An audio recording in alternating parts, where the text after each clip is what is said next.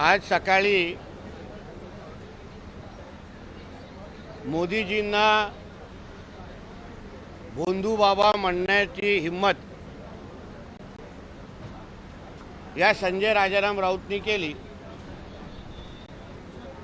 आणि मग भगवे वस्त्र घालून गुफ्यामध्ये जाऊन बसणारे, हिंदू मुसलमान करणारे हे भोंदू बाबा असतात असं म्हणणं आहे या संजय राजाराम राऊतचे।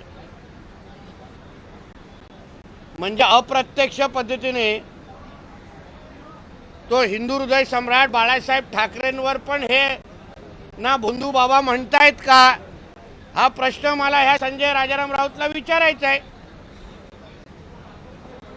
कारण का बाळासाहेबांनी नेहमीच हिंदुत्वाची बाजू लावून धरली, भगवे वस्त्र घालून हिंदुत्वाचा बुलंद आवाज म्हणून बाळासाहेबांचा पूर्ण आयुष्याचा प्रवास राहिला। असंख्य मोठ्यातले मोठे धर्मगुरू महाराज हे मातोश्रीला यायचे, बाळासाहेबांना भेटायचे। मग ह्या सगळ्या विषयाला हा संजय राजाराम राऊत भोंदू म्हणणार का, हा प्रश्न मला ह्यांना विचारायचा आहे।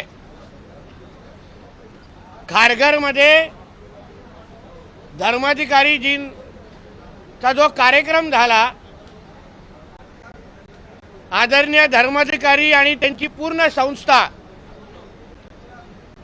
जेवढे समाज कार्य करतात, लोकांची मदत करतात, पर्यावरणाच्या दृष्टिकोनातून कार्यक्रम घेतात, त्याचे 5% पण या संजय राजाराम राऊत आणि त्याच्या मालकांनी केले नसेल। दुसरं कोण काय, त्याचे स्वतःचे उद्धव ठाकरे हे असंख्य वेळी माननीय धर्माधिकाऱ्यांच्या घरी जाऊन त्यांच्या कुटुंबाला भेट घेऊन आशीर्वाद घेत असताना आपल्याला सगळं दिसतं, आपल्या सगळ्यांना बघायला मिळतं। मग एवढ्या सगळ्या गोष्टी असताना तू पहिला स्वतःच्या मालकाला जाऊन समजव की धर्माधिकाऱ्यांकडे जाऊन आशीर्वाद घेण्याचं बंद कर आणि मग दुसऱ्यांना भोंदू बाबा आणि सगळ्या गोष्टी बोल। कधीतरी धर्माधिकाऱ्यांच्या बैठकीमध्ये जाऊन बस, तुझे पण विचार थोडे स्वच्छ होतील, चांगल्या मार्गावर लागशील। वाया गेलेला कार्टा म्हणून जे तुझी जी ओळख आहे ते धर्माधिकाऱ्यांच्या बैठकीमुळे तुझ्या विचारांमध्ये आणि व्यक्तिमत्वामध्ये निश्चित पद्धतीने बदल घडेल असा माझा ठाम विश्वास आहे। बोला सर, तिकडे राहुल गांधी हिंदूंचा अपमान करतात, राहुल गांधींची स्त्री संजय राऊत होतात असं वाटतंय का? संजय राऊत हे सगळे मुस्लिम लीगची भाषा करणारे पाकिस्तानचे एजंट आहेत। जी भावना पाकिस्तानमध्ये हिंदूंच्या बाबतीमध्ये बोलली जाते, तिकडचे नेते मंडळी आणि अतिरेकी जी भाषा म्हणतात, 2047 मध्ये इस्लाम राष्ट्र बनवण्यामध्ये जसं सिमी, ISI आणि ह्या सगळ्या संघटना काम करतायत, त्याच पद्धतीचे जिहादी विचार हे राहुल गांधी आणि या संजय राऊत आणि ह्या सगळ्या लोकांचे आहेत। या लोकांना आपल्या भारत देशाला इस्लाम राष्ट्र बनवण्याचं आहे। गजवाए हिंद हे जे काही उद्दिष्ट हे लोकांचं आहे, त्या उद्दिष्टाला पूर्ण करण्याच्या मध्ये मदत हे राहुल गांधी आणि संजय राजाराम राऊत सारखे लोक करत आहेत।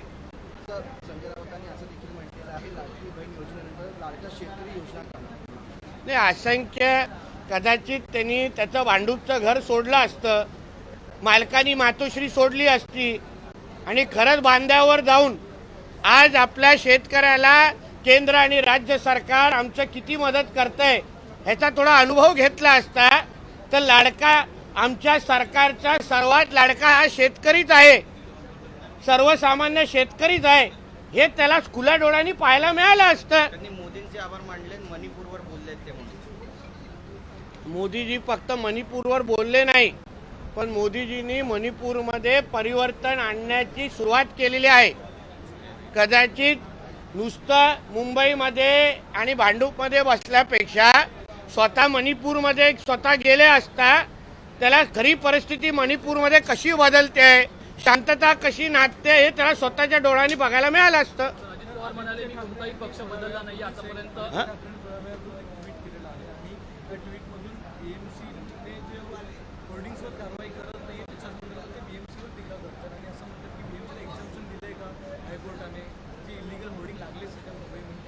ते इलिगल होर्डिंगवाले किती जण मातोश्रीला हप्ते देतात, मग ह्याच्या हिशोबाची पण एक यादी बाहेर द्यायला लागेल.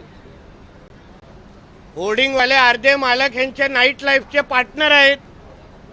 संध्याकाळी 7च्या नंतर रिझवी कॉलेजच्या मागच्या बंगल्यामध्ये हे लोकच होर्डिंग वाल्यांबरोबर नाईट लाईफची गँग ह्यांची बसते. तर कदाचित हप्ते मिळायचे कमी झाले असतील किंवा बंद झाले असतील, गाडीमध्ये पेट्रोलचे पैसे मिळायचे बंद झाले असतील, म्हणून आता होल्डिंगवाल्यांच्या मागे लागलेले आहेत. हा निवडणुकीचा चंदा गोळा करण्याचा प्रकार आहे. अजित पवार म्हणाले की माझ्यावरती आरोप झाले पण ते सिद्ध झाले नाही. मी आजपर्यंत पक्ष आहे तो बदलला नाही. भाजपकडून मोठ्या प्रमाणात आरोप झाले होते. इरिगेशन स्कॅम असेल, पंतप्रधान नरेंद्र मोदी यांनी सुद्धा आरोप केले होते. आता अजित पवार हे महायुतीमध्ये आहेत, कोणाला उत्तर द्यायचा प्रयत्न करतात, तुम्हाला काय वाटतं? ते आता ज्यांना ते उत्तर घ्यायचं असेल, ऐकायचं असेल त्यांच्यासाठी असेल. आम्ही कशाला आमच्या युतीतल्या मित्रांबद्दल आम्ही कशाला टीका टिप्पणी करू. त्यांना ज्यांना संदेश द्यायचा आहे तो संदेश अजितदादांनी आपल्या विचारातून दिलेला आहे. तुम्ही त्यांना प्रश्न विचारा. बीजेपी को क्रिटिसाइज करने का मतलब हिंदुत्व पर आरोप लगाया, ऐसे कैसे हो सकता है?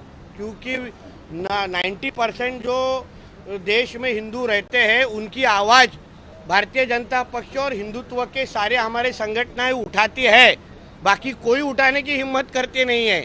इसलिए जो हिंदुत्व की आवाज़ बन के हिंदुओं की आवाज़ उठाते हैं उनको बोलना मतलब हिंदुओं को बोलना जैसे ही है. क्योंकि हम हिंदुत्व को और हिंदू समाज को ही रिप्रेजेंट करते हैं. जैसे राहुल गांधी मुस्लिम लीग को रिप्रेजेंट करते हैं, वैसे हम हिंदुत्व को रिप्रेजेंट करते हैं. अजितदादांच्या बैठकीमध्ये नवाब मलिक हे दिसले होते. देवेंद्र फडणवीसांकडनं मला दिसले नाही, मी काल सभागृहामध्ये होतो.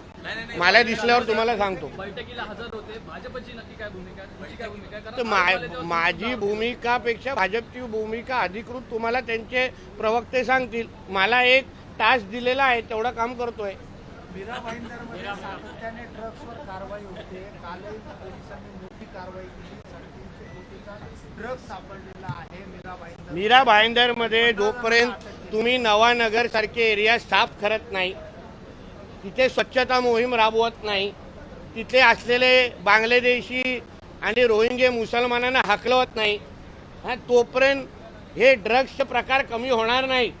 समाजामध्ये ड्रग्सच्या माध्यमातून जिहाद पसरवणं हे त्या बांगलादेशी आणि रोहिंग्या मुसलमानांचं काम आहे.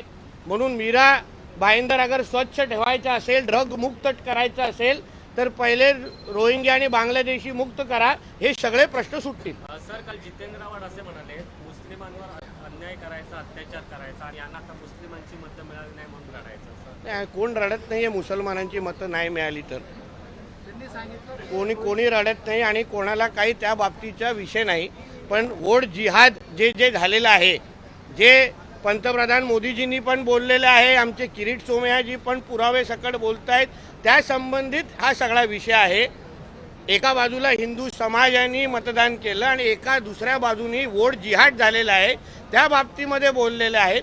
म्हणून जितेंद्र आव्हाडांनी पहिला प्रश्न समजून घ्यावा आणि मग टीका करावी.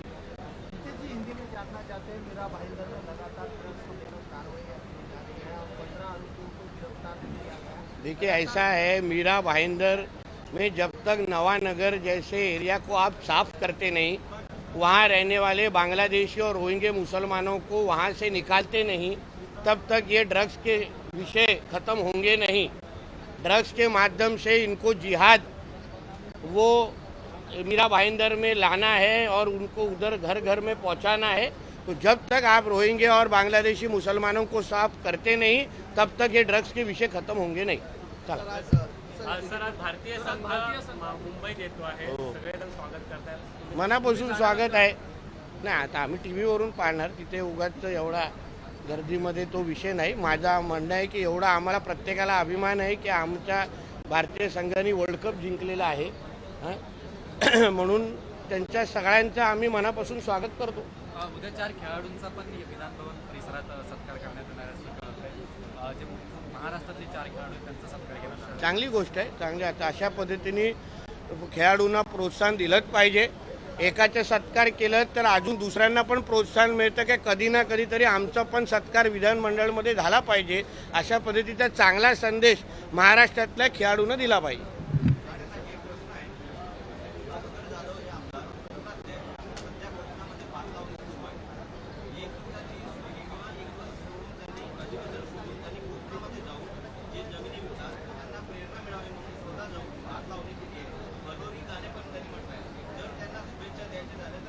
एक लक्षात घ्या, भात शेती आता कोकणामध्ये शेतीचे दिवस आहेत, लावणीचे दिवस आहेत, म्हणून कोणीही शेतकरी जाऊन तिथे अगर शेती करत, आम्ही पण शेती करतो. हां, मग त्यासाठी असं अधिवेशन सोडून जिथे आम्ही लोकप्रतिनिधी म्हणून आम्हाला अधिकार शेतकऱ्यांचेच प्रश्न मांडण्यासाठी इथे आम्हाला पाठवलेलं आहे. अगर आम्ही पण तिथे राहिलो तर त्यांचा आवाज उचलणार कोण? हां, ते शनिवार रविवार पण करू शकले असते, पण शनिवार रविवारी केलं असतं तर तुम्ही बातमी केली नसती, आहे की नाही? म्हणून असे फोटोग्राफी करणारे शेतकरी पण आमच्या कोकणामध्ये आहेत. हां, आणि आमच्यासारखे आहेत जे कॅमेराशिवाय पण शेती करतात. म्हणून भास्कर जाधवना सांगेन की तुमची गरज जास्त विधिमंडळात आहे, इथे येऊन आमच्या शेतकऱ्यांचा प्रश्न मांडा. तिथे उगाच मळकट दिसून काही उपयोग नाही. एक दिवसाची बातमी आहे नुसती.